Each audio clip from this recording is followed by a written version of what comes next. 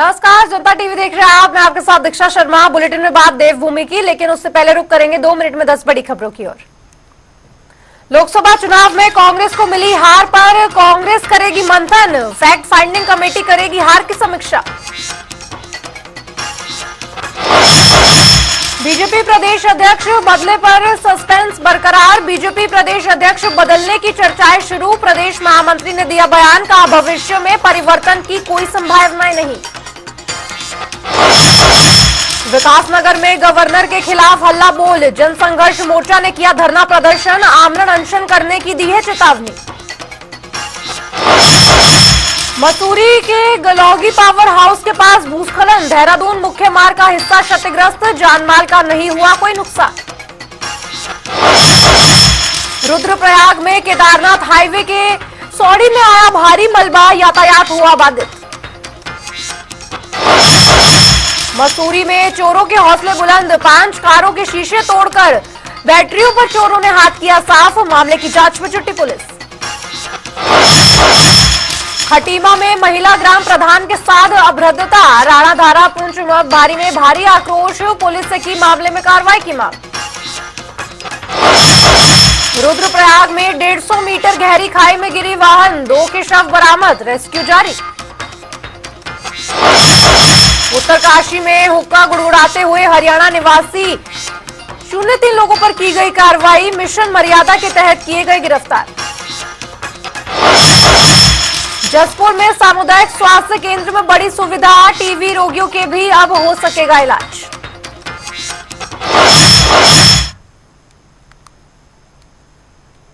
प्रदेश में कांग्रेस केदारनाथ बचाओ यात्रा की शुरुआत करने का मन बना रही है। हर की पौड़ी से गंगा स्नान के बाद कांग्रेसी केदारनाथ बचाओ यात्रा की शुरुआत करेंगे। वहीं कांग्रेस के वरिष्ठ नेता और पूर्व मुख्यमंत्री हरीश रावत ने भी ऐलान किया है कि जो यात्रा में शामिल होंगे, जिसके बाद बीजेपी ने कांग्रेस पर तंज कसते हुए कहा कि कांग्रेस को युवराज सद्बुद्धि यात्रा निकालनी चाहिए। तो वहीं कांग्रेस ने पलटवार करते हुए कहा कि बीजेपी को शर्म आनी चाहिए, बीजेपी के पास कुछ कहने को नहीं है, घूम फिराकर राहुल गांधी और प्रियंका गांधी को ही टारगेट करते हैं।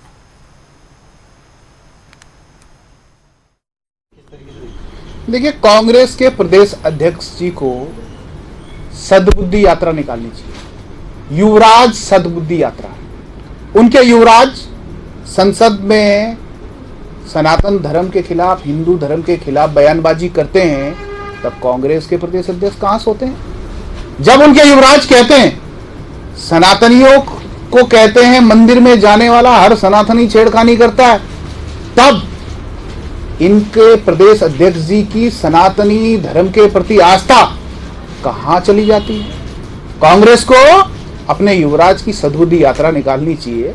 ये वही कांग्रेस है, जब जब सनातन पर प्रहार होता है तब तब कांग्रेस उस पर राजनीति करती है। ये वही कांग्रेस है जो अपने देश की छवि विदेशों में जाकर के खराब। देखिए, शर्म आनी चाहिए भारतीय जनता पार्टी को इस तरह से तोड़ने मरोड़ने के लिए। चीजों को कुछ कहने को है नहीं तो घूम फिरकर राहुल गांधी और प्रियंका गांधी पर उनका टारगेट हो जाता है। वो आप जनता को बोरिंग भी लगने लगा है। आपका कुछ नया सोचकर भारतीय जनता पार्टी को कांग्रेस पर हमला बोलना चाहिए। और शर्म इनको इसलिए भी आना चाहिए, इसलिए क्योंकि केदारनाथ का जो सोना चोरी हुआ उस पर अभी तक बात नहीं हुई। QR कोड वहां लग गया, चंदा हुगाई कर, उस पर बात नहीं हुई। केदारनाथ जो दिल्ली बुराड़ी का केदारनाथ धाम ट्रस्ट है, उसको NOC किसने दी, ट्रस्ट का नाम केदारनाथ धाम की तर्ज पर रखने के लिए, उस पर बात होनी चाहिए। बात इस पर भी होनी चाहिए कि बार बार तीर्थ पुरोहितों को आपके खिलाफ एजिटेशन पर क्यों बैठना पड़ रहा है और क्यों आप शिलान्यास कर रहे हैं, हमारे धामों का दूसरे प्रदेशों में फ्रेंचाइजी खोलने का प्रयास कर रहे हैं। तो मुद्दा यहाँ पर सनातन को बचाने का, संस्कृति और सभ्यता और पौराणिक मान्यताओं को बचाने का है। यहाँ पर मुद्दा युवराज बोले या पप्पू बोले, उससे हमें फर्क नहीं पड़ता। तू इधर उधर की ना बात कर, ये बता कारवां लुटा कैसे। तो वहीं देहरादून में उपचुनाव में जीत के बाद पहली बार नवनिर्वाचित विधायक कांग्रेस मुख्यालय पहुंचे, जहां मंगलौर से विधायक काजी निजामुद्दीन और बद्रीनाथ सीट से विधायक लखपत बुटोला का कांग्रेस प्रदेश अध्यक्ष समेत नेताओं ने जोरदार स्वागत किया। बता दें कि बद्रीनाथ से लखपत बुटोला ने राजेंद्र भंडारी को भारी मतों से हराया था, तो वहीं मंगलौर में काजी निजामुद्दीन ने बीजेपी के करतार सिंह बडाना को पराजित किया था।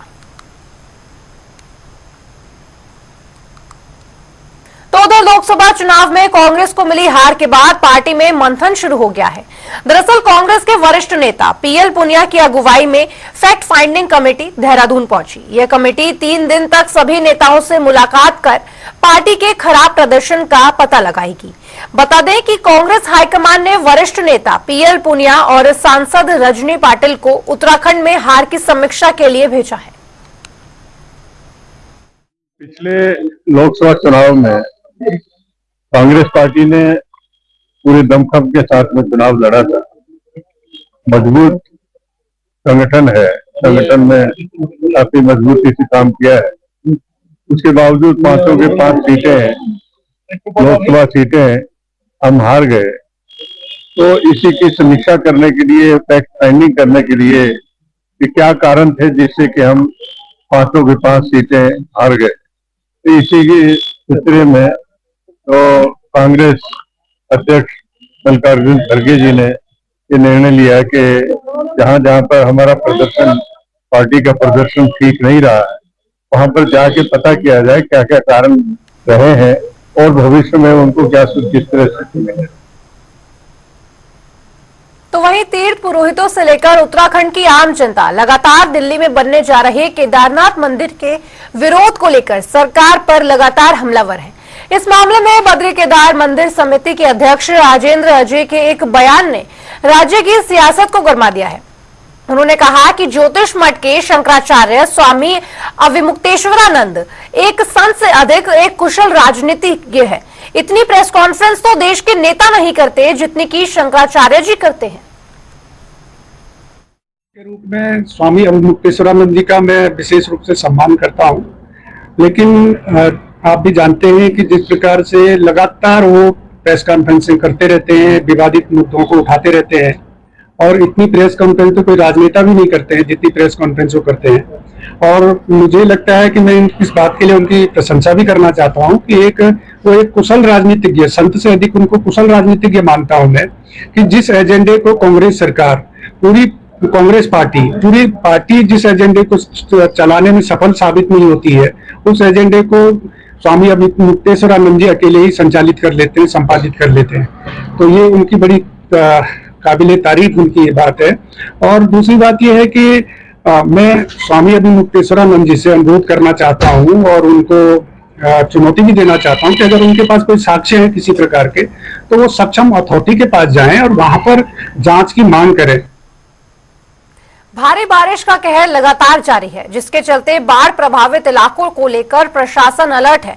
डीएम समेत तमाम अधिकारी लगातार निगरानी कर रहे हैं। तो वहीं बाढ़ पीड़ितों के लिए मुआवजा देने का निर्देश भी जारी किया गया है। जगह जगह बारिश को लेकर मौसम विभाग ने भी अलर्ट जारी कर दिया है।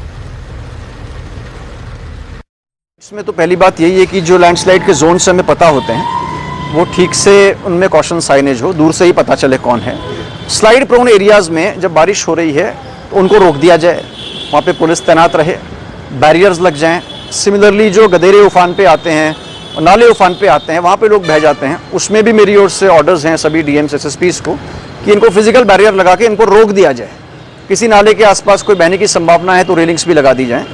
इसके अतिरिक्त जहाँ डैमेज हो गया है, जो रोड्स हमारी तत्काल खुलें, स्टेट हाईवे जो तत्काल खुलें, कहीं ब्रिजेस का डैमेज है वो जल्दी हो, और पेड़ों की लॉपिंग जो डेंजरस हो गए हैं इनको लगातार कराया जाए। पहाड़ों में स्थिति क्या है, ठीक है? अभी मेरी परसों सभी डीएम्स से बात हुई थी वीसी पे, तो पहला निर्देश तो ये था कि जहाँ कहीं कोई क्षति हुई है तो जो मुआवजा मिलना चाहिए, जिनके घर में भी क्षति हुई है उसमें कोई पेंडेंसी नहीं, वो दे दी गई है। सिमिलरली कोई पशु हानि हुई है उसको भी हमारी ओर से निस्तारित कर दिया गया है। कुछ जगह हमारी सड़कों से चैलेंज आ रहा है जहाँ पे कि लैंडस्लाइड जोन बने हुए हैं और वहाँ पे जोखिम होता है साफ करने में, तो जैसे स्थिति मिलती है तो उसको खोलने के मेरी ओर से निर्देश हैं और सभी डीएम्स उसको मॉनिटर कर रहे हैं। Thank you. और साथ ही कुमाऊं कमिश्नर दीपक रावत ने पिछले दिनों हल्द्वानी शहर में मूसलाधार बरसात के बाद हुए नुकसान का स्थलीय निरीक्षण भी किया। कमिश्नर दीपक रावत ने सबसे पहले तिकोनी स्थित सिंचाई विभाग की नहर का निर्माण कार्य का निरीक्षण किया। उसके बाद कलसी पुल और देवखाड़ी नाले अन्य स्थलीय निरीक्षण कर अधिकारियों को आवश्यक दिशा निर्देश भी जारी कर दिए गए हैं। क्या स्थिति है नालों की? देखिए, जो हमने सुबह से देखा अभी तक, मैं उसका ही ब्रीफली आपको बता देता हूँ। जो तिकोनिया पे जो इरिगेशन डिपार्टमेंट की नहर बहती है, वहाँ से कुछ पोर्शन केव इन कर गया था और रोड डैमेज हो गई थी। उस पर काम चल रहा है, अच्छा काम हो रहा है और 1 अगस्त तक वहाँ पे ट्रैफिक थ्रू हो जाएगा। इसकी जहाँ तक कलसिया की बात है, उस पर मौके पे मशीन्स लगी हुई हैं और पूरे बरसात भर ये लगाए रखनी पड़ेंगी, क्योंकि तेजी से मलबा ऊपर से आता है और हर बारिश में वो आ जाता है। तो उसमें माननीय मुख्यमंत्री जी के निर्देश हैं कि लगातार इस काम को कराया जाए, वो करेंगे। तो उधर मसूरी में जबरदस्त लैंडस्लाइड हुआ। लैंडस्लाइड की चपेट में आकर देहरादून मसूरी मार्ग पर गलोंग पावर हाउस की मुख्य सड़क का बड़ा हिस्सा टूट गया है। फिलहाल यहां पर ट्रीटमेंट का कार्य जारी है और ट्रैफिक को वन वे किया गया है।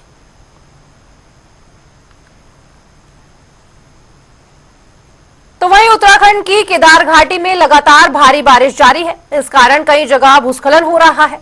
भूस्खलन से रुद्रप्रयाग तहसील के पास केदारनाथ हाईवे बंद है। इस कारण बड़ी संख्या में तीर्थयात्री और यात्री रास्ते में फंसे हुए हैं।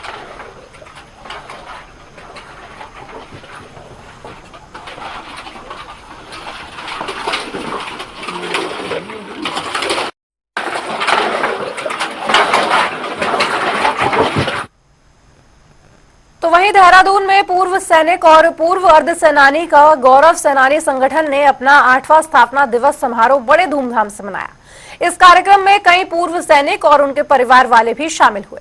वहीं इस कार्यक्रम में शहीद सेनानियों के परिवारजनों को सम्मानित भी किया गया। साथ ही साथ इस संगठन के कई नए रिटायर्ड सेनानियों ने सदस्यता भी ग्रहण की।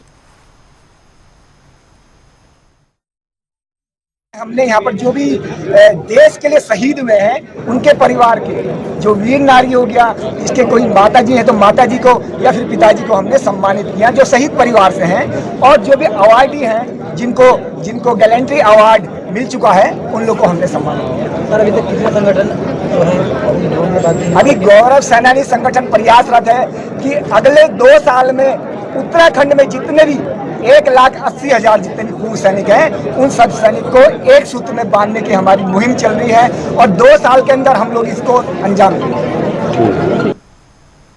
भारी बारिश के चलते प्रशासन ने स्टेट हाईवे को पूरी तरह से बंद कर दिया था, जिसके चलते पिछले हफ्ते से यातायात प्रभावित हो रहा था। हालांकि लोक निर्माण विभाग के मुताबिक स्टेट हाईवे 41 को रिस्टोर करके बड़े वाहनों के लिए खोल दिया गया है। विभाग के अधिकारियों के अनुसार सड़क पूरी तरह यातायात के लिए अब सुरक्षित है और लोग इस पर सफर कर सकते हैं।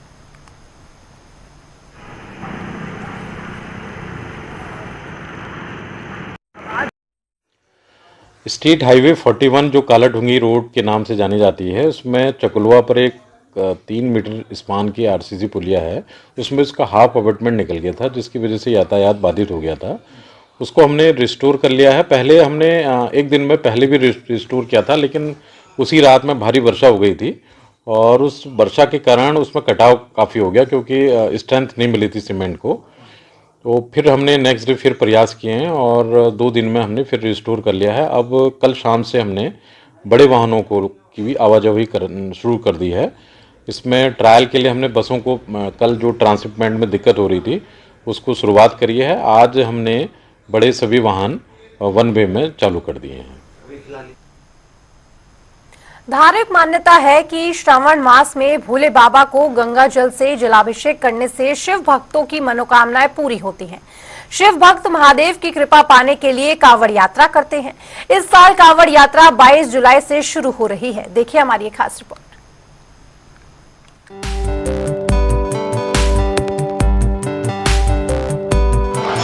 आस्था का सावन समागम, कांवड़ पथ पर भोले के भक्त, भक्ति अपार, चले शिव के दरबार, उत्साह बरकरार, थकान बेअसर, धर्म नगरी में आस्था का सैलाब। इस साल सावन का महीना 22 जुलाई से शुरू हो रहा है। 22 जुलाई से 19 अगस्त तक सावन का महीना है। सावन के महीने में ही कांवड़ यात्रा शुरू होती है। कांवड़ यात्रा को लेकर धर्म नगरी हरिद्वार सहित कई राज्यों में तैयारियां लगभग पूरी कर ली गई हैं। कांवड़ यात्री, जिन्हें कांवड़िये कहा जाता है, मां गंगा का पवित्र जल लाने के लिए सैकड़ों किलोमीटर पैदल यात्रा करते हैं। ये जल यहाँ से लेकर बाद में भगवान शिव को अर्पित करते हैं। कांवड़ यात्रा हिंदू धर्म में भगवान शिव के प्रति भक्ति और समर्पण का प्रतीक है। हिंदू धर्म का सबसे बड़ा आस्था का पर्व कावड़ मेला आगामी 22 जुलाई से शुरू होने जा रहा है। शाहपुर में आप देख सकते हैं, हालांकि 22 जुलाई से पहले ही जो शिव भक्त है वो हरिद्वार पहुंचना यहाँ पर शुरू हो गए हैं। तस्वीर में आप देख सकते हैं वो शिव भक्त जो है हर की पौड़ी के समीप मां गंगा का जल भरकर अपनी कावड़ को तैयार करके यहाँ से गंतव्य की ओर रवाना हो रहे हैं। हालांकि प्रशासन के द्वारा लगातार कावड़ मेले की तैयारियों को यहाँ पर पूरा किया जा रहा है। हालांकि प्रशासन का यह भी कहना है कि तमाम जो तैयार है कावड़ मेले को लेकर वो पूरी कर ली गई है, चाहे वो कावड़ पटरी हो या फिर शिव भक्तों के लिए जो इंतजाम यहाँ पर किया जाता है, चाहे वो क्रियाओं को लेकर हो या फिर मेडिकल सुविधा को लेकर हो, उसको भी लेकर प्रशासन द्वारा लगातार यहाँ पर पूरी तैयारियां कर ली गई। हालांकि सुबह के मुख्यमंत्री पुष्कर सिंह धामी इस पर लगातार मॉनिटरिंग कर रहे हैं, लगातार अधिकारियों के साथ बैठक भी वो कर रहे हैं। बैठक सभी अधिकारियों के साथ उन्होंने दिशा निर्देश दिए हैं कि जो भी सुबह हरिद्वार यहाँ पर पहुंचेंगे उनको किसी तरह की कोई परेशानी का सामना न करना पड़े। ऐसे में जो लगातार बैठक कर मुख्यमंत्री पुष्कर सिंह धामी सभी जिले के अधिकारियों को यहाँ पर निर्देश कर रहे हैं और कहीं तमाम जो व्यवस्था जो यहाँ पर प्रशासन के द्वारा अब फिलहाल पूरी कर लेगी। हालांकि कावड़ मेले की शुरुआत जिस तरह से 22 जुलाई को यहाँ पर शुरू होने जा रही है उसको लेकर शाहपुर में आप देख सकते हैं हर की पौड़ी का शाहपुर में नजारा है। हालांकि शिवभक्त अभी भी यहाँ पर जो है कावड़ अपनी मां गंगा का पवित्र जल लेकर करते हुए और यहाँ पर रवाना हो रहे हैं। कैमरा पर्सन के साथ में विकास करे, चंदा देवी, हरिद्वार। कावड़ यात्रा की शुरुआत हरिद्वार या गंगा जल भरने के बाद शुरू होती है। कावड़िए मां गंगा से जल भरते हैं, वे फिर सैकड़ों किलोमीटर की यात्रा करके भगवान शिव के मंदिर पहुंचते हैं। इनमें कई कावड़िए पैदल सैकड़ों किलोमीटर की यात्रा करते हैं। कावड़ यात्रा के कई रूट हैं, लेकिन सबसे लोकप्रिय मार्ग हरिद्वार से देवघर तक जाता है। आगामी 22 जुलाई से हिंदू धर्म का सबसे बड़ा आस्था का पर्व कावड़ मेले की शुरुआत होने जा रही है। इस वक्त हम लोग मौजूद है मां गंगा के तट पर शाहपुर आप देख सकते हैं जो हर की पौड़ी है, यहाँ पर जो शिवभक्त हरिद्वार पहुंच रहे हैं। आगामी 22 जुलाई से पहले ही अपनी यात्रा को जो यहाँ से शुरुआत करें। हर की मां गंगा का सभी शिवभक्त यहाँ पर जो है अपनी कावड़ को लेकर रवाना हो रहे हैं। इस वक्त खबरदार शिवभक्त पहुंच रहे हैं, हम सभी बातचीत करेंगे। भाई क्या नाम है आपका? जी कहाँ से आप आए? कैसा लग रहा है? बहुत अच्छा लग रहा है मुझे। हम हर साल आते हैं, मतलब 22 साल हो गया। 22 को मैं जाता हूँ और 5 मिनट लगता हो देखिए आगामी 22 जुलाई से कावड़ यात्रा की शुरुआत होगी और पहली बार हम लोग चलने को रवाना है। ये आपको महागंगा के भोले बाबा का आशीर्वाद हमारे साथ और अपने घर सही से वापस जाना चाहिए। जब का माँ गंगा का जय बाबा। रास्ते में जिस तरह से आप जाते हैं इस तरह से इतना पैदल मार्ग आप तय करते हैं? भाई बहुत अच्छा लगता है हमें माँ गंगा का जल भोले बाबा बहुत अच्छा लगता है। भोले बाबा की जय। कैसा लग रहा है आपको? अब आपकी यात्रा है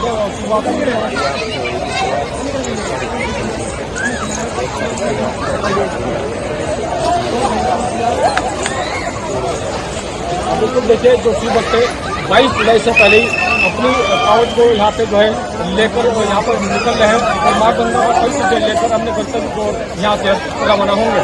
कैमरा पर्सन के साथ में विकास करे, जनता टीवी, हरिद्वार।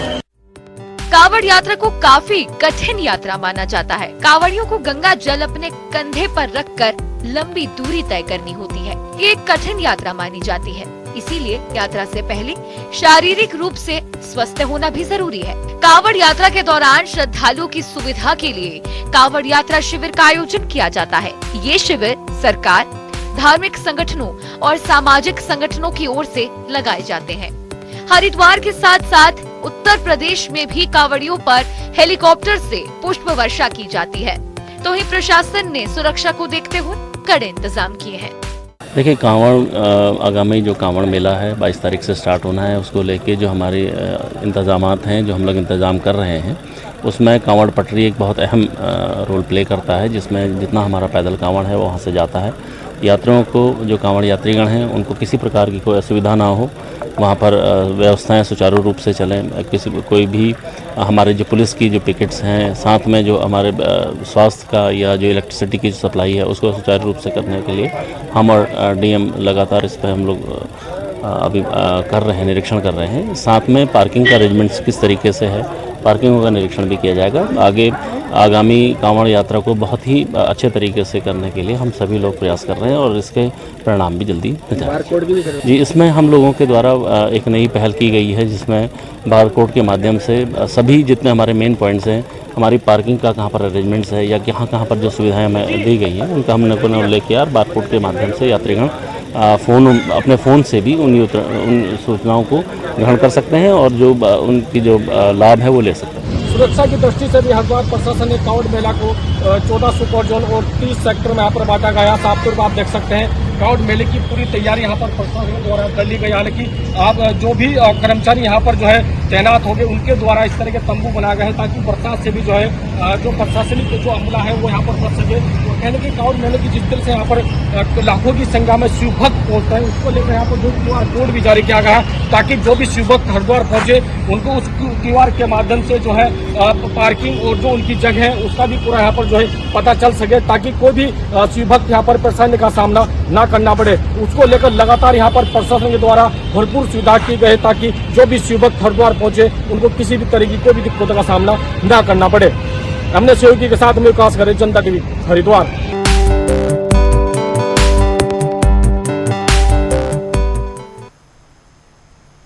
फिलहाल वक्त एक ब्रेक का, लेकिन ब्रेक के उस पार भी खबरों का सिलसिला जनता टीवी पर लगातार जारी है। नमस्कार।